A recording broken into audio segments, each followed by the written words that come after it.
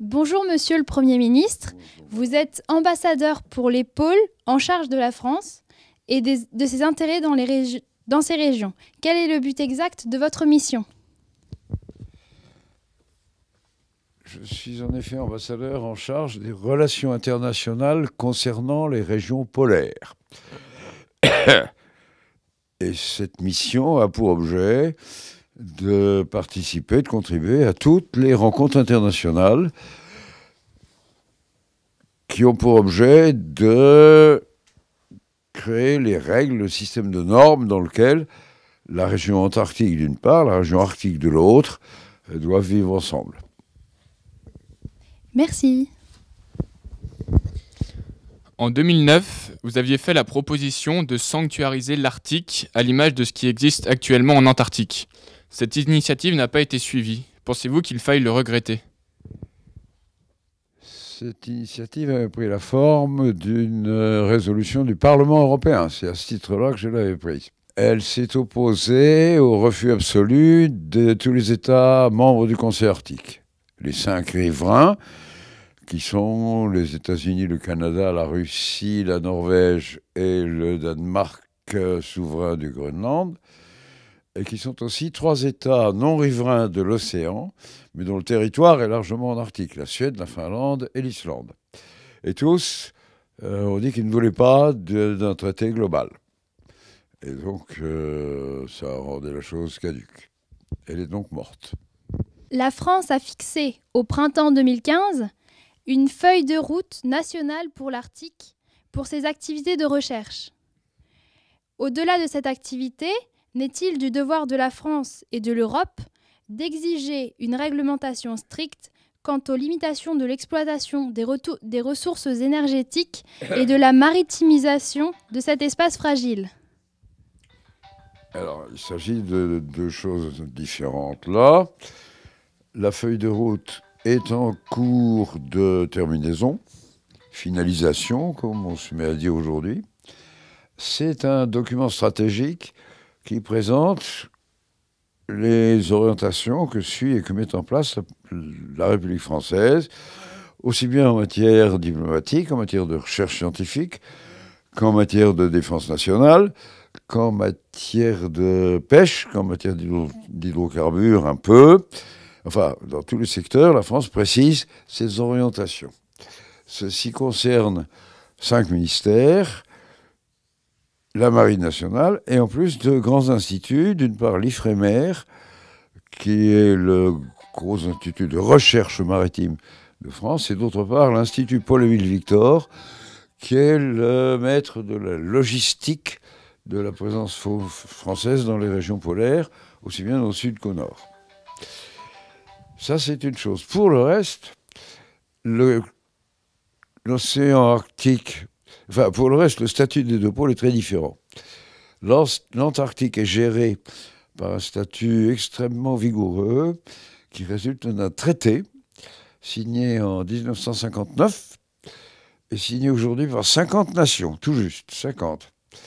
Et ce traité, c'est celui qui, dès 1959, en pleine guerre froide, a démilitarisé l'Arctique, a gelé les revendications territoriales en interdisant qu'il y en ait de nouvelles de présenter, et en interdisant surtout de donner une matérialisation, pas de barbelés, pas de miradors, pas de chiens policiers, pas de guichets, le long des frontières résultant des revendications territoriales qui s'étaient exprimées en Antarctique. En Antarctique. La situation reste celle-là. Et ce traité a été complété de 3 protocoles. Le premier est signé en 1972, qui prévoit la coopération internationale autour de l'Antarctique pour la protection des phoques. Le deuxième protocole est de 1980 et prévoit aussi une coopération internationale autour de l'Antarctique pour la protection de la faune et de la flore marine. On n'est pas sur le continent antarctique, on est dans la mer autour. Et le troisième, à l'enfantement duquel j'ai beaucoup contribué, est un protocole qui a été signé à Madrid en octobre 1991 et qui s'occupe de la protection de l'environnement sur le continent. Et c'est ce protocole, dit troisième protocole, enfin, il n'est pas dit, il est le troisième protocole d'application du traité de l'Antarctique, et c'est celui-là qui déclare l'Antarctique terre de science et réserve naturelle, et il interdit toute activité minéralogique ou minière pendant les 5 années qui suivent son entrée en vigueur. Son entrée en vigueur dépendait d'un certain nombre de ratifications par des États. Là, je ne sais plus combien il en fallait. Tout ce que je sais, c'est que la ratification qui a suffi à déclencher la mise en service du traité, elle est de 1998, ce qui fait que le traité est valide, le troisième protocole, pardon. Le traité, lui, n'a pas de durée de vie courte. Le troisième protocole est valide jusqu'en 2048. Jusque-là, pas touche à tout ce qui ressemble à des minerais ou des richesses minéralogiques solides, liquides ou gazeuses. Voilà. Alors, quant à l'Arctique, c'est un océan très resserré, 14 millions de kilomètres carrés, très enfermé. Les détroits de Bering, qui l'ouvrent sur le Pacifique, fait à peine 80 km de large, c'est pas beaucoup. Du côté atlantique, c'est plus ouvert, mais le canal du Danemark, qui est celui qui sépare l'Islande du Groenland, ne fait que 200-220 km de large à peu près, c'est pas beaucoup. Et le plus grand, c'est le canal c'est le passage qu'il y a entre l'Islande et les côtes de Norvège. Ce passage-là fait quelques 800 km de large. C'est un peu plus grand, mais c'est tout de même pas énorme. Donc c'est un océan un peu refermé, qui est donc géré chacun chez soi par les États côtiers. Et il n'y a pas de règles communes. En l'an 2000 a été créé sur une intuition de Mikhail Gorbatchev, l'ancien secrétaire général de l'Union soviétique. Discours de Mourmansk en 1987, repris dans une déclaration commune aux États riverains à Ottawa en 1996, et qui a provoqué la mise en place du Conseil arctique en 2000 tout juste. Et ce Conseil arctique a 8 membres, les 5 riverains, plus les 3 arctiques non riverains, Suède, Finlande, Islande, je le disais tout à l'heure. Il assure aussi une représentation institutionnelle précise aux communautés des peuples premiers vivant là. Les Inuits, les Samis. Les Samis, ce sont les Lapons, c'est un autre nom pour les mêmes. Et il y a une demi-douzaine de petits peuples, quelques dizaines de milliers d'individus seulement, dans toute la Grande Sibérie. Et tous ont une représentation au Conseil arctique. Et au Conseil arctique, en plus, ils ont, dès la première réunion, c'est-à-dire en l'an 2000, désigné 8 États membres observateurs, qui étaient tous, il y en avait 6 à ce moment-là, tous des États européens choisis à cause de l'importance de leur travail de recherche scientifique au bénéfice de l'Arctique.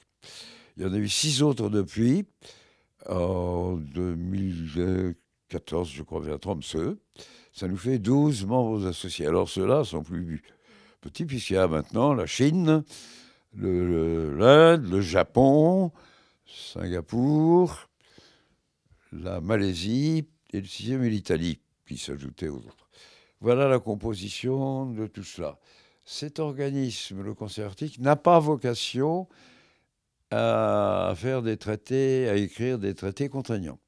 Il a seulement vocation à faire des recommandations au gouvernement des États membres qui en font ce qu'ils veulent. Du coup, l'Arctique est une terre d'anarchie. Chacun règle les problèmes de sécurité, les problèmes de recherche pétrolière ou pas, les problèmes de recherche scientifique ou pas. Chacun chez soi à sa manière. Il n'y a pas de règle commune. Je crois que c'est dommageable, mais enfin, c'est comme ça.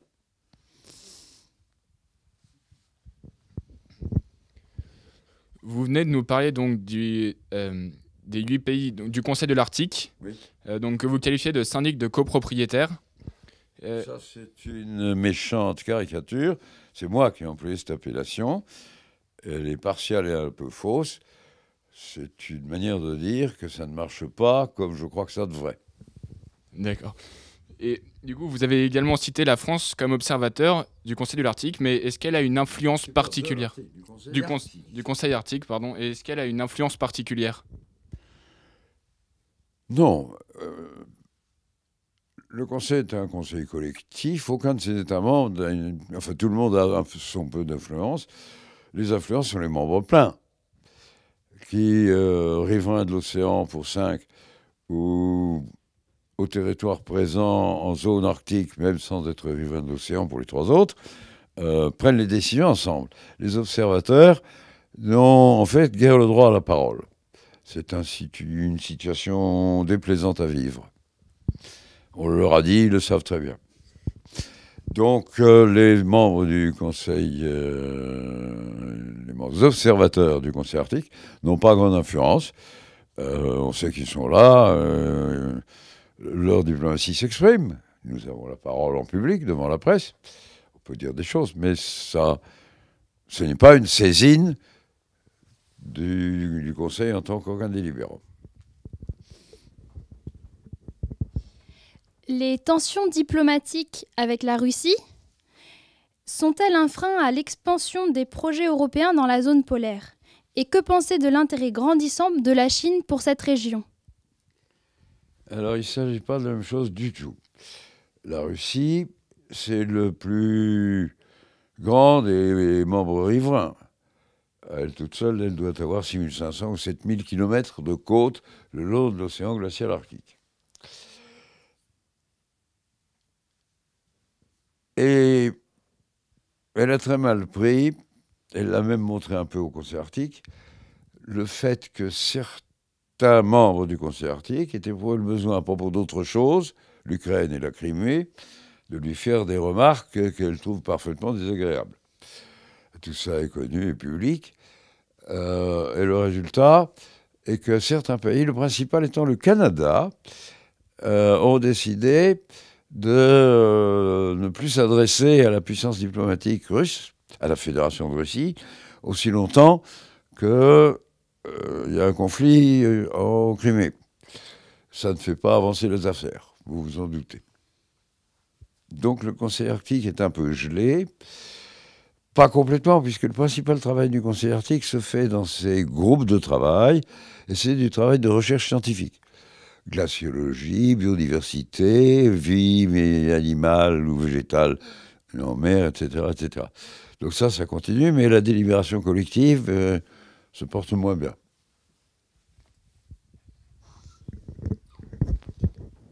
Croyez-vous qu'il faille prétendre, comme les États-Unis et l'Europe, à une liberté totale de navigation dans les eaux polaires du pôle Nord, ou au contraire, faut-il laisser donc réglementer le trafic de ces eaux, comme le revendiquent le Canada et la Russie à des fins de protection de l'environnement? Je pense profondément que l'essentiel serait d'avoir une règle commune. Or, il n'y en a pas. Et cette règle commune devrait prévoir le droit de passage partout. Pour le moment, la situation actuelle résulte du fait qu'il n'y a aucune règle commune et que chacun des pays considère l'eau au-delà de sa côte à sa manière. Le Canada prétend que les passages dans les détroits entre des îles au nord de chez lui sont placés sous sa souveraineté.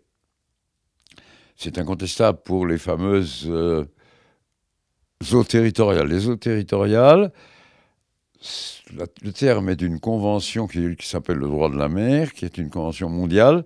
194 ou 15 États l'ont signé, c'est donc le monde entier. En 1982, à la Jamaïque, le droit de la mer.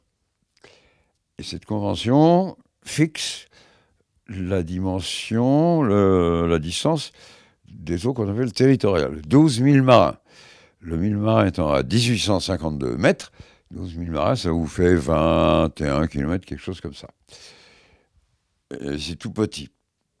Mais il y a une deuxième définition. Au-delà des 12 premiers 1000 marins, la Convention sur le droit de la mer prévoit aussi ce qu'on appelle la zone économique exclusive, qui est un espace marin, d'eau, qui va jusqu'à 200 000 marins en mer. Ça fait du 320, 350 km, je ne sais plus très bien. Il faut faire le calcul. Et sur cet espace, l'État riverain est propriétaire du sous-sol, enfin, a un droit d'accès au sous-sol et d'y faire ce qu'il veut. Et il est responsable de la sécurité, de la recherche des accidentés, des secours aux accidentés, dans la partie maritime. Mais il n'a pas le droit d'interdire le passage, à ceci près que, comme il est responsable de la sécurité, il peut très bien dire, pour tel navire, que je n'ai pas envie, pour des raisons de sécurité, de le voir. Alors ça vise des navires en fraude éventuelle, les trafiquants de drogue, les navires pirates, les navires au chargement de marchandises réputés pas clairs ou pas appréciés par les douanes des autres pays autour. Et bien sûr, ça vise aussi les bateaux militaires. Le pays riverain assurant la sécurité peut dire « Je ne veux pas avoir de navires militaires de telle nationalité dans mes eaux territoriales ». Ce qui veut dire en fait que tout navire militaire qui veut passer par là doit demander la permission.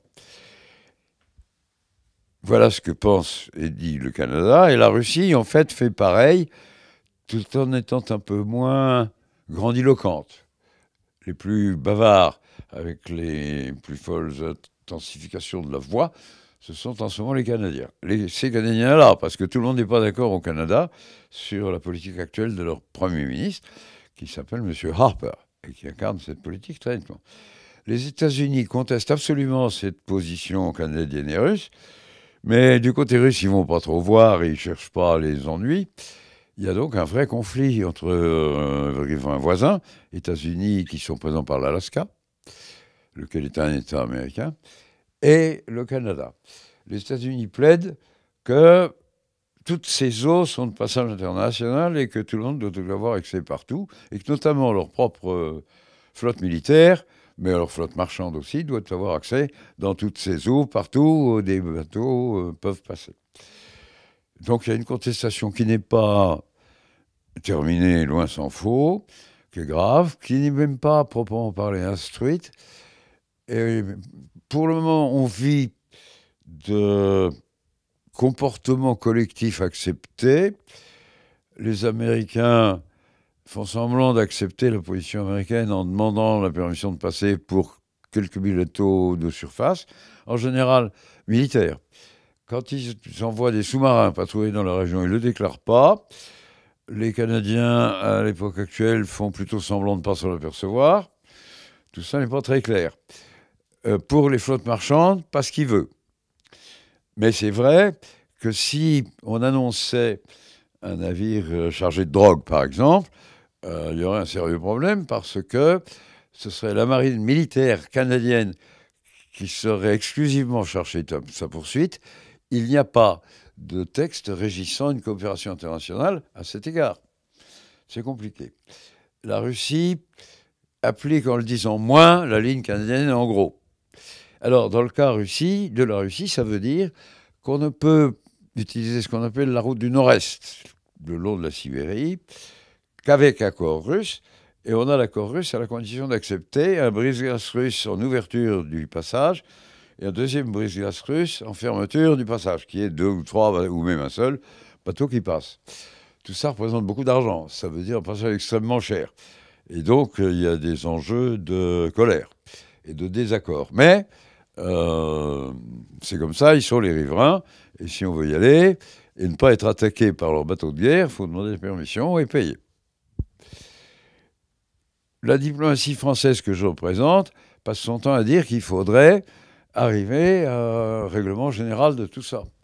Et qu'il faudrait mettre ce sujet à l'ordre du jour du Conseil arctique, par exemple. Or, le Conseil arctique ne parle que de travaux de recherche scientifique. Jamais il ne s'est saisi de ce problème du statut des eaux territoriales. Jamais. C'est bien intéressant. Vous parlez de la route maritime du Nord-Est au large des côtes russes, qui semble la plus prometteuse en matière de gains de transit entre l'Europe du Nord et l'Asie. Pardon. La route maritime du Nord-Est Oui. semble la plus prometteuse en gains de transit entre l'Europe du Nord et l'Asie. Croyez-vous à une réelle alternative prochaine de cette voie maritime à la place des canaux de Panama et de Suez? Prochaine, non. En fonction de ce que nous disions à propos de la précédente question, il découle de la responsabilité de chaque État riverain de faire le long de la côte les infrastructures nécessaires à ce qu'on navigue. Or, sur les 7000 km qui vont de la frontière norvégienne au détroit de Bering, ça doit faire dans les 7000 km, il y a 3 ports seulement, et il y a 6000 km sans un seul port. Il n'y a pratiquement pas de flotte d'avions de reconnaissance qui peuvent repérer si un navire est en difficulté. Il y a moins encore de flotte d'hélicoptères de sauvetage pour élitreiller un malade, un accidenté, un blessé. La cartographie est mauvaise, on la considère comme fausse. Du côté canadien, en 2012, il y a eu 3 accidents maritimes, et tous les 3 étaient liés au fait que les cartes étaient fausses. Donc il faudrait un énorme effort, et de toute façon, je ne pense pas qu'une grande navigation commerciale mondiale, vous savez que le commerce entre le bloc européen d'une part et l'ensemble Chine, Japon et côte ouest des États-Unis, ce commerce, c'est la moitié du commerce mondial. Ça fait des milliers de navires. Je ne pense pas que ces milliers de navires puissent naviguer dans une telle zone si on n'a pas construit des ports de secours, des ports de ravitaillement, des ports d'escale, où on puisse réparer une avarie, quelque chose de ce genre. Or, il n'y a rien pour le moment. Et donc, je crois qu'il nous faut plusieurs décennies avant que cette route soit prête à accueillir des passagers en grand nombre et que les compagnies d'assurance laissent passer sans tarifer leurs primes extrêmement cher. Pour le moment, tout ça est dangereux et tout ça coûte très cher parce que même quand les eaux sont libres, c'est-à-dire pendant la partie de l'été, il y a quand même beaucoup d'icebergs. Or, je vous rappelle que un iceberg, la glace, c'est infiniment plus dur qu'une coque de bateau. Quand un bateau cogne dans un iceberg, on voit rien, il n'y a pas de trace sur l'iceberg à créer, rien. Le bateau, lui, il est envoyé en réparation pour longtemps. Je ne crois, il faut le préciser, pas beaucoup à la route du nord-ouest, celle par l'archipel canadien, en tant que future voie navigable internationale pour une grande flotte de commerce, parce qu'il y a trop de resserrements, de haut fond, et au fond c'est dangereux, et au cas de resserrement, d'abord il peut y avoir du brouillard, alors d'accord, tout le monde marche à la radio et au radar en ce moment, mais enfin il arrive que les radars tombent en panne, le blocage par le brouillard est quand même très dangereux, et il peut arriver aussi que des glaces restantes, flottantes, des icebergs se coagulent et coincent une partie du passage. Donc je suis persuadé qu'on ne passera jamais beaucoup par la route du nord-ouest. Pour le plus grand malheur des Canadiens, mais enfin, bon, pour le moment, ils considèrent que la grande aventure de leur pays est dans le Grand Nord, et ils y veulent. Il y a un déploiement de recherche scientifique qu'ils font, et ils veulent augmenter le passage, mais c'est un passage malaisé, peu pratique. Et là non plus, il n'y a pas d'infrastructure. Au moins Mourmansk, qui est une ville de 200 à 250 000 habitants, la base,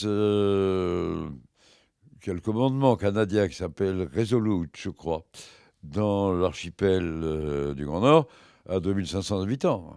On n'est pas dans le même ordre de grandeur.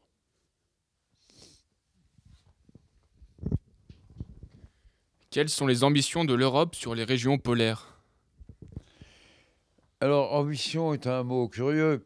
L'Europe, en tant que telle, comme chacun de ses membres, a l'espoir, c'est plutôt un espoir qu'une ambition, qu'au fur et à mesure que l'Arctique devient utilisable normalement, ce qu'elle n'a absolument pas été pendant 6000 ans. On n'y passait jamais. Maintenant qu'on peut y passer 4 à 5 mois chaque été, on peut y faire de la recherche scientifique beaucoup mieux qu'avant, on peut y faire naviguer du grand commerce, on peut y faire passer des produits pétroliers, navigation spécifique, puisqu'il y a des gisements de pétrole beaucoup dans l'Arctique. On peut y faire de la navigation militaire, bien entendu, et même du tourisme. Il y a des paquebots qui commencent à passer. Et le souhait d'un peu tous les pays, mais notamment de l'Europe, qui le dit très fermement, c'est que tout ça se fasse dans des règles stables, acceptées, négociées, communes. Or, il n'y a pas pour le moment de règles qui soient communes. Voilà. L'Europe, dans l'état actuel des choses, n'a reçu compétence de ses États membres en matière polaire que pour la pêche. Enfin, pas seulement, elle a reçu compétence pour la pêche, le monde entier. Ça s'applique au pôle, c'est une délégation de compétence à l'Europe pour le monde entier. Pour le reste, ce sont les États pris un par un qui ont compétence. Comment imaginez-vous l'activité au pôle dans les décennies à venir? Je viens de vous le dire en gros, j'imagine qu'il ne va pas se passer grand-chose pour les 20 prochaines années, tellement la mise en service commercial de la voie nord est difficile, et tellement elle exige d'infrastructures. Mais ça va se développer un peu, et je vois le développement, tout de même l'intensification de la navigation commerciale. Pardonnez-moi, je suis enrhumé.